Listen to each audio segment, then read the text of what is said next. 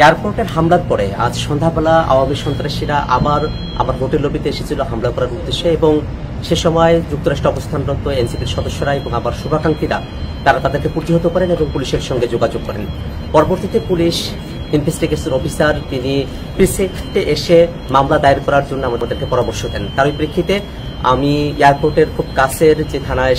পুলিশের রয়েছে সেখানে এসেছি এবং যারা সেই দিন আমাদের উপরে হামলা করেছিল এবং হত্যা চেষ্টা করেছিল, ডেথ থ্রেট দিয়েছিল, তাদের ব্যাপারে আমরা এখানে মামলা দায়ের করেছি এবং একই সাথে ইউএস পুলিশকে আমরা এই বিষয়টা অবহিত করেছি যে যারা এই ঘটনাগুলো যুক্তরাষ্ট্রে ঘটাচ্ছেন তারা বাংলাদেশে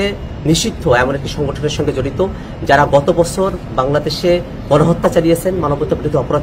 চালিয়েছেন এবং ইউএনের যে রিপোর্ট সে ব্যাপারে আমরা তাদেরকে অবহিত করেছি। আমরা মনে করি যে আওয়ামী সন্ত্রাসীরা তারা দেশে হোক দেশের বাইরে যেখানেই হোক আমরা তাদের ব্যাপারে আইনগতভাবে